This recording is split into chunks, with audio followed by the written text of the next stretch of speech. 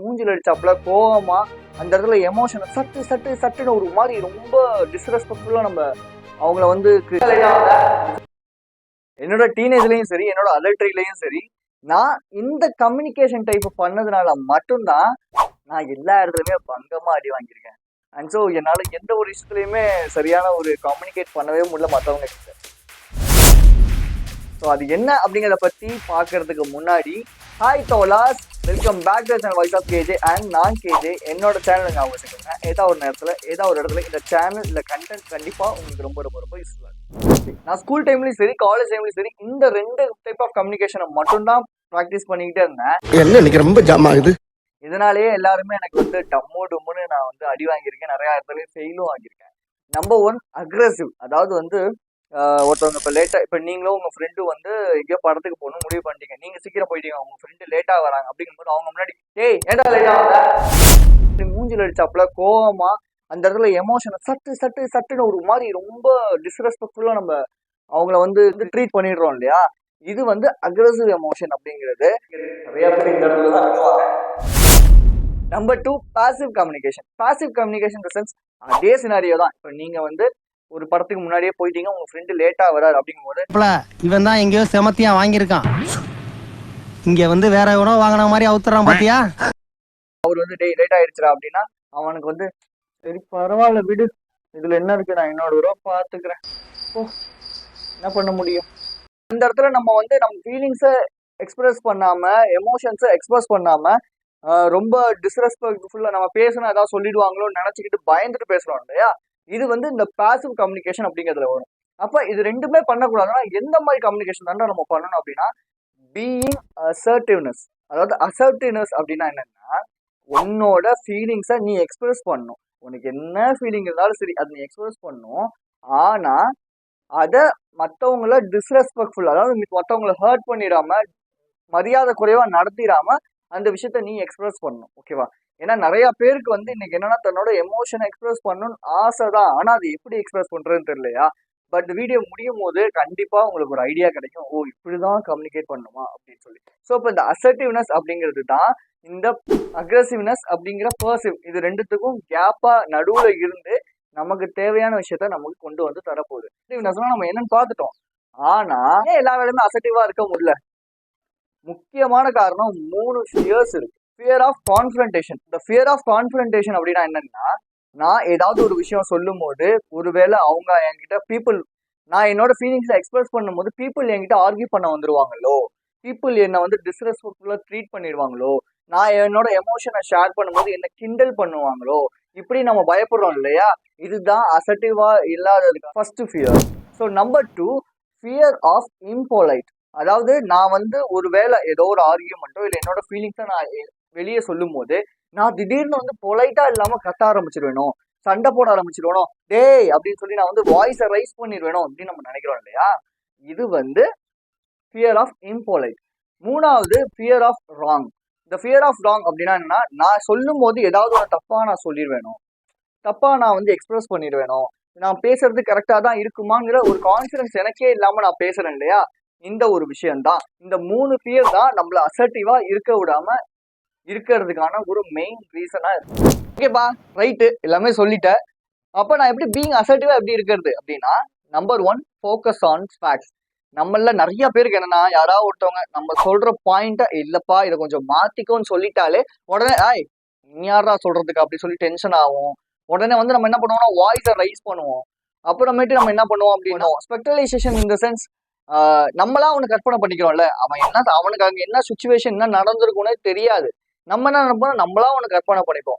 இந்த மாதிரிலாம் இல்லாம நம்ம அந்த வாய்ஸ் ரைஸ் பண்ணாம கம்மி பண்ணிட்டு ஜஸ்ட் அவனோட பாயிண்ட் ஆஃப் வியூ அங்க என்ன நடந்திருக்கும் அப்படின்னு சொல்லி மேபி நம்ம அதுல ஃபோக்கஸ் பண்ணலாம். அவனோட பெர்ஸ்பெக்டிவ் என்னங்கிறதுல நம்ம ஃபோக்கஸ் பண்ணலாம். ஓகேவா? ஸோ இப்படி பண்ணும்போது என்ன நடக்கும் அப்படின்னா, உன்னோட நெகட்டிவான எமோஷன் அந்த இடத்துல கம்மியாகும்.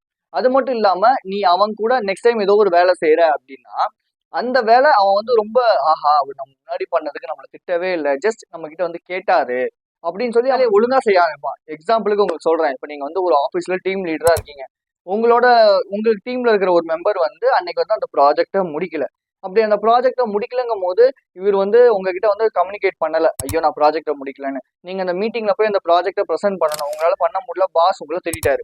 உடனே நீங்க வந்து என்ன பண்றீங்க, டேய் உனக்குலாம் அறிவே இல்லை, என்னடா இப்படி போய் ப்ராஜெக்ட் ஏன்டா கொடுக்கவே இல்லை அப்படின்னு சொல்லி திட்டுறீங்க அப்படின்னா அவன் வந்து அதுக்கப்புறமேட்டு திரும்பி ஒழுங்கா வேலை செய்ய மாட்டான், உங்களை திட்டிட்டு தான் இருப்பான். இதுவே நீங்க இந்த அசர்ட்டிவான வேலை கம்யூனிகேட் பண்ணும் போது, லைக் நான் இப்ப எப்படி சொல்றேன்னு பாருங்க, ப்ராஜெக்டை எனக்கு அனுப்புவேன்னு நினைச்சேன், பட் நீ அனுப்பல, மேபி உனக்கு என்ன ரீசன், உனக்கு என்ன ப்ராப்ளம்னு எனக்கு தெரியல, பட் நெக்ஸ்ட் டைம் நம்ம கரெக்டா ஷெட்யூல் பண்ணி இந்த விஷயத்த வந்து ப்ராப்பரா நம்ம பண்ணலாம். இப்படி பண்ணும் போதே என்ன நடக்கும், அவன் உங்க மேல ஒரு மரியாதை கிரியேட் ஆகும். ஆஹா நம்ம ஒரு தப்பு பண்ணிட்டோம், அப்படி இருந்தாலுமே அவர் நம்மளை திட்டாம நமக்கு மேல மரியாதை வச்சு இப்படி பேசுறாரு, ஸோ நம்ம அடுத்த தடவை கண்டிப்பா வந்து இதை நம்ம அவருக்கு வந்து சரி பண்ணி கொடுக்கணும்னு உட்காந்து சரி பண்ணுவோம். அதை விட்டுட்டு லபா லபா லபா லபா நம்ம கத்துறோம், நம்மளோட எமோஷன்ஸை வந்து கேவலமா எக்ஸ்பிரஸ் பண்ணும் போது அவன் என்ன பண்ணுவான், போடா அவன் ஒரு ஆளு அப்படின்ட்டு தான் போவான் இல்லையா. அவங்களோட பெர்ஸ்பெக்டிவ்க்கும் நீங்க கொஞ்சம் இடம் கொடுத்து இந்த மாதிரி தன்மையா பேசும்போது நீங்க நினைக்கிற விஷயத்த உங்களால ஈஸியா அட்டைன் பண்ணுவோம். நம்பர் 2, ஐ ஸ்டேட்மெண்ட்ஸ். இந்த ஐ ஸ்டேட்மெண்ட்ஸ் அப்படிங்கிறது ரொம்ப ரொம்ப ப்ரிஷியஸானது கம்யூனிகேஷனை பொறுத்தவரை. லைக்ஸியா வந்து புரியுற வைக்க மாதிரி சொல்றேன். இப்ப நீங்க வந்து ஐ மீன் ஐ அப்படின்னு யூஸ் பண்ணும்போது அதோட ஃபீலிங்ஸ் அண்ட் எமோஷன்ஸ் வந்து வேற மாதிரி இருக்கும். பட் இதுவே ஏதோ ஒரு தப்பு நடக்குது, அதை நீங்க மற்றவங்களை சொல்லும் போது நீ தான் அதுக்கு காரணம்னு அவங்கள அக்யூசேட்ரி, லைக் அக்யூசேட்ரி இந்த சென்ஸ் பிளேம், அதாவது வந்து பிளேம் பண்ற மாதிரி நீங்க அவங்கள சொல்லும் போது அவங்களால உங்களோட எமோஷன்ஸை எப்பவுமே புரிஞ்சுக்க முடியாது. பட் இதுவே நீங்க உங்களை வச்சு அந்த ஸ்டேட்மெண்ட்டை ஃபில் பண்ணும்போது every one can understand your feelings and emotions. Like example ஒரு சினாரியோ வந்து வச்சுப்போம். இப்போ நீங்களும் உங்க ஃப்ரெண்டு வந்து சேம் படத்துக்கு போறீங்க சரியா. ஸோ அந்த படத்துக்கு போகும்போது உங்க ஃப்ரெண்டு வந்து லேட்டா வராது. அவர்கிட்ட வந்துட்டு ஏய் உன்னால ஏன்டா அப்படி இல்லை, உன்னால தானே லேட், இப்போ உன்னால தான் என்னால் படம் பார்க்க முடியல சார் அப்படிங்கும் போது என்ன ஆகும், 2 பேருக்கும் அந்த இடத்துல மனஸ்தாபம். ஐ மீன் என்ன சொல்லுவாங்க, மனஸ்தாபம்னா இங்கிலீஷ் தானே சொல்லுவாங்க, லைக் ஒரு ஒரு எப்படி சொல்றது, ஒரு ஒரு என்னப்பா சொல்லுவீங்க, ஒரு பிரேக் வந்து கிரியேட் ஆகும் சரியா. 2 பேருக்கு நடுவில், அந்த ரிலேஷன்ஷிப்புக்கு நடுவில் ஒரு பிரேக் கிரியேட் ஆகும். பட் இதுவே நான் இந்த படம் வந்து பார்க்கணும்னு நினைச்சேன்டா, பட் நீ லேட்டா வந்துட்ட, இப்ப என்னால படம் பார்க்க முடியுமான்னு தெரியல, சரி ஓகே ரைட் பரவாயில்ல விடு, நம்ம நெக்ஸ்ட் டைம் இதே மாதிரி ஒரு படத்துக்கு போகும்போது நம்ம ஷெட்யூல் பண்ணிட்டு போவோம். இப்படி சொல்லும் போது எப்படி இருக்கும், அந்த இடத்துல அந்த ஆளு ஐ மீன் அந்த ஃப்ரெண்டு உங்களோட எமோஷனையும் உங்களோட ஃபீலிங்கையும் புரிஞ்சுப்பாங்க. அது மட்டும் இல்லாம தான் மேல இருக்கிற தப்ப தே கேன் ரியலைஸ் இல்லையா. அதை விட்டுட்டு நம்ம வந்து ஒருத்தவங்களை பண்ணிட்டே இருந்தோம் அப்படின்னா என்ன ஆகும், அவங்களுக்கு வந்து ஒரு பாயிண்ட்டுக்கு மேல வெறுப்பாயிட்டு இவன் ரிலேஷன்ஷிப்பே வேணாம், இவன் ஃப்ரெண்ட்ஷிப்பும் வேணாம், ஒரு மண்ணாங்கட்டியும் வேணாம் அப்படின்னு போயிடுவாங்க இல்லையா. ஸோ ஐ ஸ்டேட்மெண்ட் எப்பவுமே யூஸ் பண்ணுங்க, அது என்ன மாதிரியான சுச்சுவேஷன் இருந்தாலும் சரி. லைக் உங்களோட ஃபீலிங்ஸை ஃபர்ஸ்ட் அந்த இடத்துல சொல்லிட்டு, செகண்டா இது ஓகே தான் பட் நீ உனக்கு என்ன ப்ராப்ளம் இருந்துச்சோன்னு சொல்லி இந்த ஸ்டேட்மெண்ட்டை நீங்க சொல்லிட்டு, தேர்டா ஓகே நெக்ஸ்ட் டைம் நம்ம போகும்போது இதை கரெக்டா ஷெட்யூல் பண்ணி நம்ம போகலாம். இப்படிங்கும் போது எல்லாருமே இந்த ஒரு விஷயத்த அக்செப்ட் பண்ணிப்பாங்க. So just try this. Number 3, maintain a calm tone. அதாவது ஆல்பர்ட் அப்படிங்கிறவரோட ரிசர்ச்ல 38% ஆஃப் த பீப்புள் நம்மளோட டோன், நம்ம வாய்ஸ், நம்ம எப்படி பேசுறோம் அப்படிங்கிறத வச்சு தான் நமக்கு ரெஸ்பாண்ட் பண்ணுவாங்க, நம்ம கூட கம்யூனிகேட் பண்ணுவாங்க. இதை நான் ஆல்ரெடி சொல்லியிருப்பேன், நம்மளோட டோன், நம்மளோட வாய்ஸ் இதுதான் நம்மளை யாருன்னு ரெப்ரசென்ட் பண்ணும். பீப்புள் நிறைய பேர் நம்மளோட வாய்ஸை நோட்டீஸ் பண்ணுவாங்கன்னு.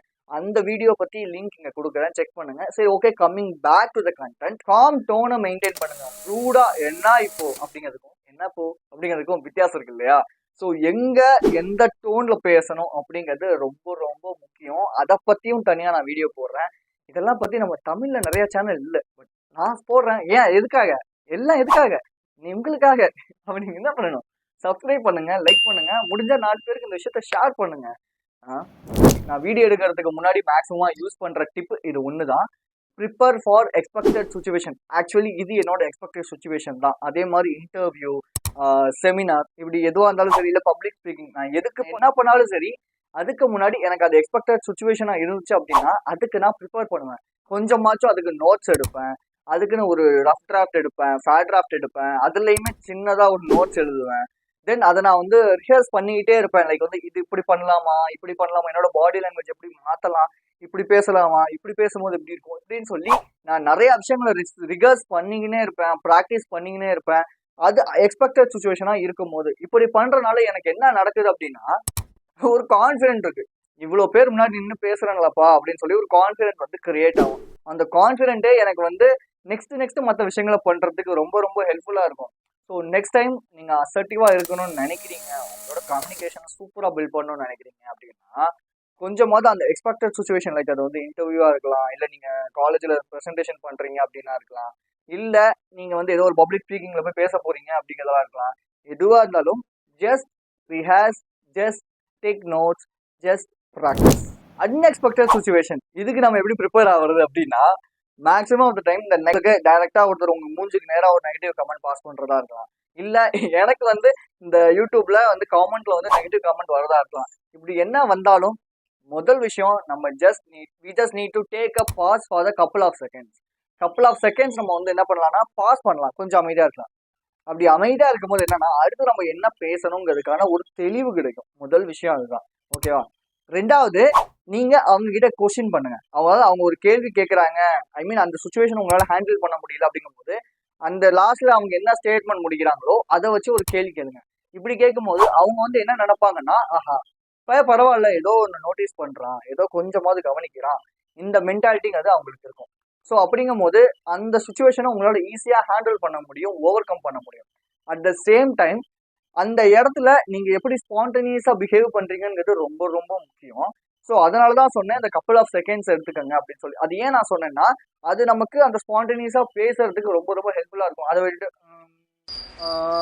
ஓ அப்படிங்கும் போதே அது வந்து நம்ம டவுட்டா தான் இருக்கும்னு அர்த்தமாயிடும். பட் இதுவே வந்து யா ஓகே புரியுது எனக்கு, பட் இந்த இடத்துல எனக்கு ஒரு டவுட் இருக்கு, இது எப்படி இருக்கு. ஸோ இந்த மாதிரியான கான்வர்சேஷன் இதை பத்தி இன்னும் நிறைய இருக்கு. நான் இன்னும் நிறைய வந்து போடுறதுக்கு ட்ரை பண்றேன், ஏன்னா இதெல்லாம் நான் ட்ரை பண்ணிட்டு இருக்கேன், எனக்கு கண்டிப்பா யூஸ்ஃபுல்லா இருக்கும். Third step, go to phrases. இந்த ஃப்ரேசஸ் அப்படிங்கிறது ரொம்ப முக்கியம். ஃப்ரேசஸ் இந்த சென்ஸ் நம்ம ஒரு சென்டென்ஸை மேக் பண்றோம் இல்லையா, அது எவ்வளோக்கு எவ்வளோ பொலைட்டா காமா பார்த்து வந்து பண்றோம் அப்படிங்கிறது இருக்கு. ஃபர்ஸ்ட் டைம் எப்பவுமே எதுவுமே நடந்துடாது. நீங்க போக போக போக ட்ரை பண்ணிக்கினே இருக்கும்போது இது கண்டிப்பா கொஞ்சம் கொஞ்சமா மாறி உங்களுக்கு எந்த நேரத்துல யாருக்கிட்ட எப்படி பேசணும் அப்படிங்கிறது, ஐ மீன் நடிக்கிறீங்கன்னு நான் சொல்லல, எந்த இடத்துல பொலைட்டா பேசணுமோ அந்த இடத்துல பொலைட்டா பேசுறீங்க, எந்த இடத்துல கொஞ்சம் கரெக்டா ஸ்ட்ரிக்டா நோ சொல்லணுமோ அந்த இடத்துல நோ சொல்ல ஆரம்பிப்பீங்க. இதெல்லாம் நீங்க கத்துப்பீங்க. இப்போ இந்த வரைக்கும் நான் சொல்ல எல்லாத்தையுமே ஒரு ரிவ்யூ மாதிரி பார்த்துடலாம். அக்ரெசிவ்னா கோவமா கம்யூனிகேட் பண்றது, பர்சிவ்னா நம்மளோட எமோஷன்ஸை மறைச்சு வச்சுட்டு நம்ம வந்து ஒரு விஷயத்த வந்து கன்வே பண்றது. இப்படி ரெண்டுத்தையும் பண்ணும்போது நம்ம எல்லா இடத்துலயுமே ஃபெயில் ஆயிடுவோம். ஸோ அப்போ எப்படி இருக்கணும்னா பீயிங் அசர்ட்டிவா இருக்கணும். பீயிங் அசர்ட்டிவ்னா நம்மளோட எமோஷன்ஸ் அண்ட் ஃபீலிங்ஸை மற்றவங்களுக்கு எக்ஸ்பிரஸ் பண்ணணும். அட் த சேம் டைம் அது டிஸ்ரெஸ்பெக்ட் அவங்கள பண்ணிடவே கூடாது. பட் நம்ம நிறைய பேருக்கு இந்த அசர்ட்டிவா ஏன் இருக்க முடியல அப்படின்னா அதுக்கு 3 ஃபியர்ஸ் இருக்கு. Number 1, fear of confrontation. அதாவது நான் ஏதாவது சொன்னா அவங்க என்ன டிஸ்ரெஸ்பெக்ட்ஃபுல்லா ட்ரீட் பண்ணிடுவாங்க, இல்லை என்கிட்ட ஆர்குமெண்ட்டுக்கு வந்துருவாங்கன்னு நினைக்கிறது. Number 2, being impolite. நான் ஏதாவது சொல்லும் போது ஒருவேளை நான் கோவப்பட்டு கட்டிடுவேணும், பொலைட்டா இல்லாம இருந்துடுவேணும் அப்படிங்கிற ஒரு பயம். Number 3, being wrong. நான் ஏதாவது சொல்லும் போது ஒருவேளை நான் தப்பான ஸ்டேட்மெண்ட்டை கச்சிட்டேன்னா என்ன பண்றது அப்படின்னு நினைக்கிறது. இந்த 3 பயம் அசர்ட்டிவா இல்லாததுக்கான மெயின் காரணம். ஸோ இப்போ இந்த அசர்ட்டிவா இருக்கிறதுக்கு என்னென்ன மெத்தடை ஃபாலோ பண்ணலாம்னா, நம்பர் 1, ஃபோக்கஸ் ஆன் ஃபேக்ட்ஸ். அதாவது நமக்குன்னு ஒரு பெர்ஸ்பெக்டிவ் இருக்கும், அந்த பெர்ஸ்பெக்டிவ் இல்லாம அவங்களுக்கு என்ன அந்த இடத்துல சுச்சுவேஷன்ங்கிறதையும் நம்ம வந்து ப்ரிஃபரன்ஸ் கொடுக்கறது. ஐ ஸ்டேட்மெண்ட்ஸ்.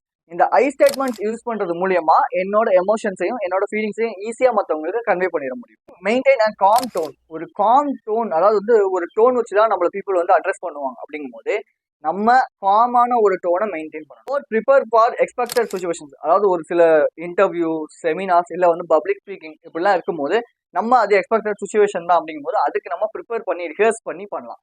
அப்போ அன்எக்ஸ்பெக்டட் சுச்சுவேஷன்ஸ்ல என்ன பண்ணலாம்னா 2 நிமிஷம் கொஞ்சம் காமா இருந்துட்டு அவங்க கிட்ட அவங்க முடிச்ச ஸ்டேட்மெண்ட்ல இருந்து ஒரு கேள்வியை கேட்கும்போது நம்மளால அந்த சுச்சுவேஷனை ஈஸியா ஹேண்டில் பண்ணிட முடியும். ஃப்ரேசஸ், அதாவது வார்த்தைகளை பார்த்து நம்ம யூஸ் பண்ணணும். அது போக போக போக நமக்கு வரும், எடுத்த உடனே வராது. ஸோ இவ்வளவுதான். இது கண்டிப்பா உங்களுக்கு ரொம்ப ரொம்ப யூஸ்ஃபுல்லா இருக்கும். கம்யூனிகேஷன்ங்கிறது ஏன் இவ்வளவு நான் ரொம்ப ரொம்ப இம்பார்ட்டன்ட்ங்கிறேன்னா, ஏன்னா இதுல நான் பயங்கரமா அடி வாங்கியிருக்கேன். நான் பண்ண தப்ப மற்றவங்க யாரும் பண்ணக்கூடாதுன்னு நான் நினைக்கிறதுனாலதான் உங்களுக்கு நான் இதை ஒரு வீடியோ ஃபார்மட்டா நிறைய விஷயங்களை எனக்கு தெரிஞ்சதும் தெரியாததையும் நான் எடுத்து வந்து சொல்லிக்கிட்டு இருக்கேன். ஸோ இது தமிழ்ல பெருசா இந்த மாதிரி சொல்றதுக்கு சேனல் இல்லை, பட் நம்ம தான் சொல்லிக்கிட்டு இருக்கோம். அப்படிங்கிறதுனால கண்டிப்பா நீங்க சப்ஸ்கிரைப் பண்ணிக்கோங்க. இந்த வீடியோ ரொம்ப யூஸ்ஃபுல்லா இருக்கும். பட் இதை விட இன்னும் பயங்கரமான விஷயங்கள்லாம், அந்த பிச்சுனா என்ன, டோன்னா என்னங்கிறதையும் இந்த வீடியோலையும், at the same time fluency எப்படி நம்ம இம்ப்ரூவ் பண்ணலாம் இங்கிலீஷ்ல அப்படிங்கிறதையும் இந்த வீடியோலையும் நான் போட்டிருக்கேன். இது ரெண்டுமே ரொம்ப சூப்பரான டிப்ஸ் இருக்கு, செக் பண்ணி பாருங்க.